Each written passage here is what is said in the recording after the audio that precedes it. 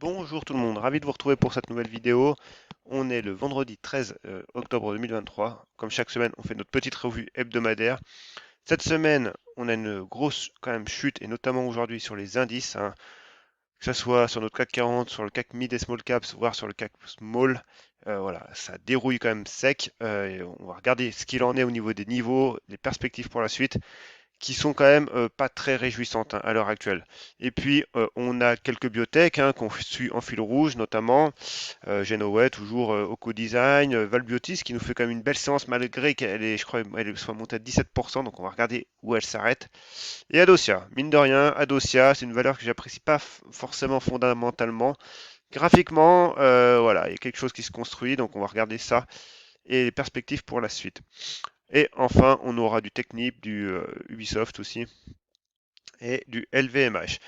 Ma valeur, ma liste de valeurs sur mon site ne bouge pas beaucoup, hein, et toutes les valeurs que j'ai mis la semaine dernière, je les ai actualisées, mais à part Fagron, qui elle est sortie de ma liste parce que bien trop volatile, le reste est toujours en plein dedans et on attend toujours.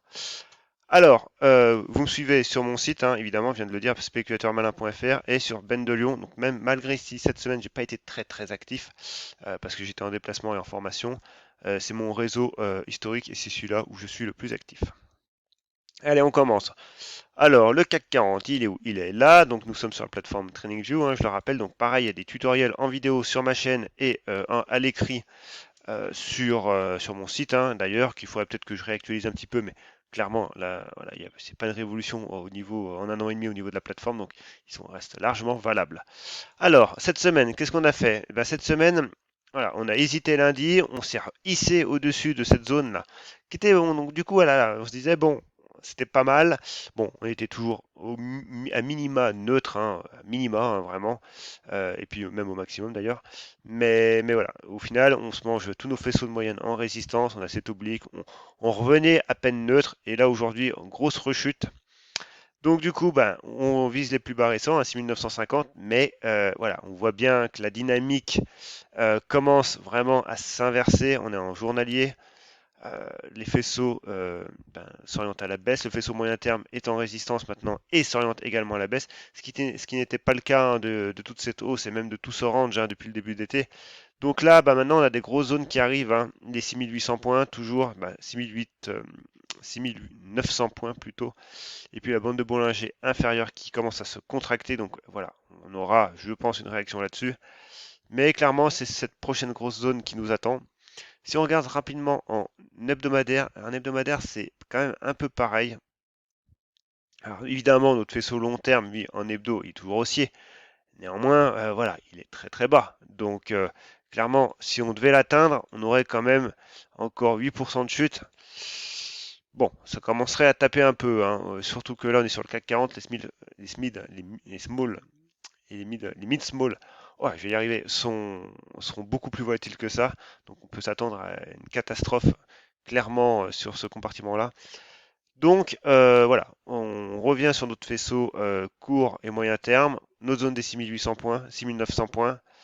Et pour l'instant, on en prend la direction et on voit sur la semaine qu'au final, eh ben, même si la semaine dernière on avait tant bien que mal préservé, cette semaine on confirme quand même. Donc voilà, c'est quand même pas super réjouissant. Alors donc du coup, le CAC Mid et Small Caps, bah, c'est pareil, hein, voilà, on casse le plus bas de la semaine dernière. Donc là, la situation est plus grave, entre guillemets, mais plus importante que sur le CAC 40. Et le CAC Small, c'est pareil. Et notamment, hein, au niveau de certaines valeurs, hein, comme on voit, hein, on a vu Xilam. Xilam. Alors, pourquoi il veut pas me la taper? Ouais, c'est juste mon PC qui rame. Voilà. Xilam, c'est pareil, hein, la chute est quand même monumentale. Alors même si depuis deux trois séances, on arrive, on se stabilise, si on regarde ça en hebdomadaire, d'ailleurs, voilà, on voit quand même que la chute est immense, quoi. Donc du coup, bah forcément, ça entraîne l'indice, ça entraîne les autres valeurs, ça contamine tout le monde. Et Xilam, c'est vrai que ça avait été une valeur énorme quand même dans les années 2017-2016, mais bon, voilà. Allez, on continue. Alors, du coup, allez, on continue nos valeurs rapidement parce que il n'y a pas forcément grand-chose à dire sur les valeurs que je suis et qui sont dans ma shortlist. Les niveaux n'ont pas spécialement beaucoup bougé. C'est pour ça que c'est des configurations qui restent quand même attractives, parce que malgré la dérouillade autour, ben, mine de rien, alors, sur OPM, il n'y a pas beaucoup de volume non plus. Et on voit qu'il y a quasi pas de volume et on attend vraiment la cassure de ce niveau-là, hein, des 2,18 là, pour vraiment relancer la machine. Mais on voit qu'elle tient ce niveau des 2 euros et pour l'instant, elle navigue voilà, entre ce range. Donc, c'est quand même une config qui reste pour moi attractive, largement et fondamentalement aussi. Genoway, c'est pareil. Genoway, toujours coincé entre ces 4,10 et ces 4,30, mais voilà, pour l'instant, elle est pas mal. On a eu une grosse poussée des volumes pendant la phase de hausse et là, on consolide. Donc c'est pas mal aussi. Et pareil, à moyen terme, les 4,30 pour vraiment repartir en haut. Allez, Valbiotis. Valbiotis, voilà, elle est montée très haut. Donc là, pour le coup, on va faire un peu de ménage parce qu'on avait tracé un report chartiste. Le report chartiste qu'on n'a pas tout à fait atteint d'ailleurs. Mais bon, bref, on va le mettre la config à jour. Donc là, on avait identifié, nous, cette zone-là des 7,24, 7,25. Bon, on voit que le prix est venu taper le plus haut. Voilà. Et après, le plus haut de 2021, 8 euros n'a pas encore été atteint. En hebdo, on voit quand même qu'on reste aussi, hein, on voit bien que ce niveau des 5,50 là était vraiment un niveau de breakout qui était pas mal. Alors c'est une valeur que moi je ne suivais pas du tout. Et du coup, si on se remet à court terme, à court terme, on fait quand même une mèche, une grosse mèche basse, hein. Alors forcément, encore une fois, les indices, le contexte n'aide pas. Donc elle fait quand même 8% dans un contexte qui est ultra morose, donc c'est quand même à saluer. Et on voit qu'on a une divergence des bandes de Bollinger, un T1, un RSI aussi avec du volume. Donc voilà, graphiquement et techniquement, il y a quand même de l'appui. Tous nos faisceaux sont en moyenne, sont en support. Et voilà, maintenant, toujours, voilà, si vraiment le contexte pèse, l'enjeu, hein, c'est de tenir ces 5,50 pour continuer de construire, tout simplement. Mais après, voilà, prochaine zone de résistance, quoi qu'il arrive, c'est le niveau des 7 euros. Allez, Adosia. Donc Adosia, ce que je disais, elle construit. Elle construit quand même. Alors, c'est pas une boîte que j'apprécie plus que ça, mais elle a le mérite de construire graphiquement, et ça, je l'admets, hein. Et on voit bien, hein, on a un beau support oblique, bien équilibré. On a un niveau de résistance horizontale qui est également bien construit maintenant, hein. Et puis, voilà, on fait des fluctuations, la volatilité se réduit, les bandes de Bollinger se contractent également. Donc là, attention, on va bientôt avoir d'ailleurs un test. Mais clairement, voilà, on peut continuer à naviguer et ça sera d'autant mieux. On voit qu'on est neutre, hein, au niveau du RSI. Donc voilà, graphiquement, on est bien, les volumes baissent. Donc Adosia se tient quand même bien pour la suite.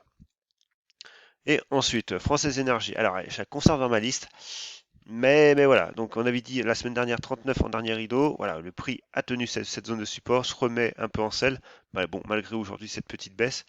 Mais voilà, on suit toujours cette oblique baissière, ce niveau des 40 euros, des 43 euros, 43,50 même. Voilà, tant qu'on sera au milieu, il n'y aura pas vraiment de, de direction franche. Et puis on a toujours cette oblique long terme sur notre dos, sur notre tête aussi. Donc plus on fluctuera sur la fin d'année dans cette zone, hein, entre les 43 et les 40, mieux ça sera. Allez, Katana. Alors, Katana, je la laisse, mais c'est pareil, hein. Bon, là, on est dans une phase baissière. On voit bien d'ailleurs que l'oblique baissière a fait son œuvre cette semaine. Bon, j'en parle pas plus. Alors, ben non, Clarsen, justement, j'ai fait l'erreur la semaine dernière. Clarsen, c'est, voilà, attention, parce que là, clairement, si jamais ça continue, on va aller revoir les 3,30, hein. 3,30 qui est un peu le bas du range. Et nous, ce qu'on surveillait, c'était surtout ce niveau-là, hein, des 3,70 là, qui était quand même un niveau bien dessiné, avec des bandes de Bollinger pour l'instant qui encadrent ce range-là, hein, des 3,30, 3,70. Donc on reste un petit peu neutre, hein. D'ailleurs le RSI il est neutre, mais toujours les 3,70. Maintenant, bon voilà, faut pas non plus aller trop bas. Ubisoft. Ubisoft, c'est pareil. Ubisoft, ce niveau, hein, des 30-50 là est pas mal, hein. Par contre, voilà, au milieu, c'est clairement volatile, ça construit pas super bien. Voilà, on fait des fausses cassures, on réintègre. Tout ça pour rester neutre. Donc bon, c'est compliqué. Par contre, c'est vrai qu'en hebdomadaire, On voit quand même que, je ne sais pas si vous connaissez Stan Weinstein, hein, c'est un livre que je vous recommande chaudement. C'est lui d'ailleurs qui m'a mis le pied à l'étrier, on va dire, qui m'a fait découvrir l'analyse graphique.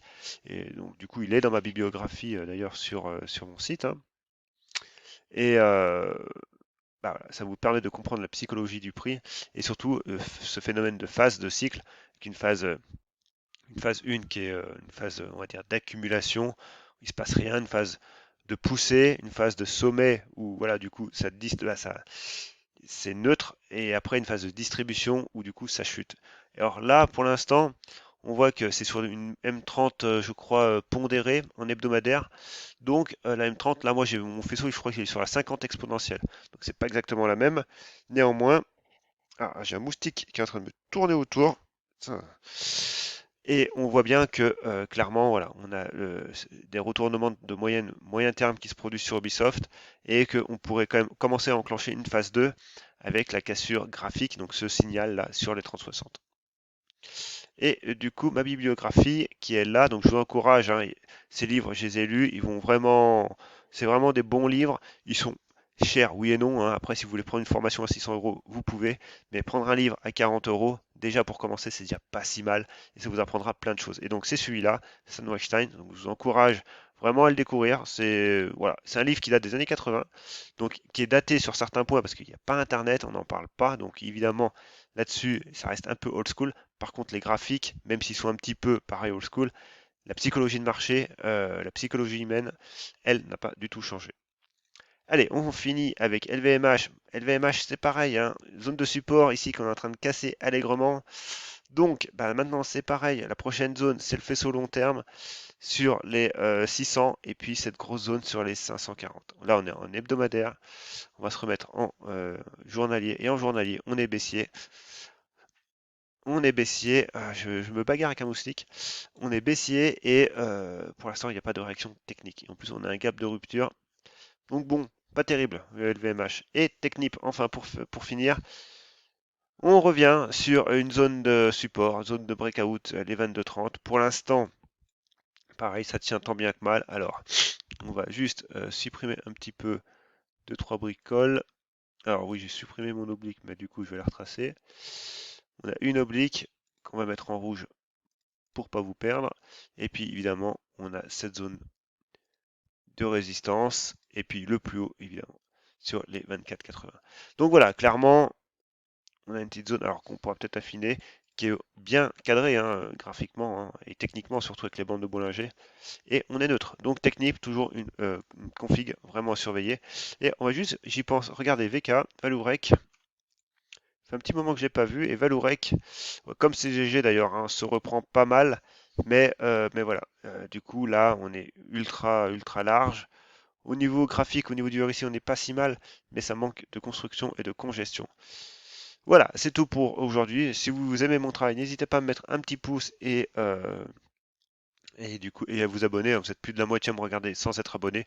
Abonnez-vous pour que ce nombre de followers, bah, c'est pas des followers, de nombre d'abonnés voilà, augmente et qu'on passe enfin ces 3000. Voilà, ça me ferait grand plaisir. Sur ce, je vous dis à bientôt. Bye.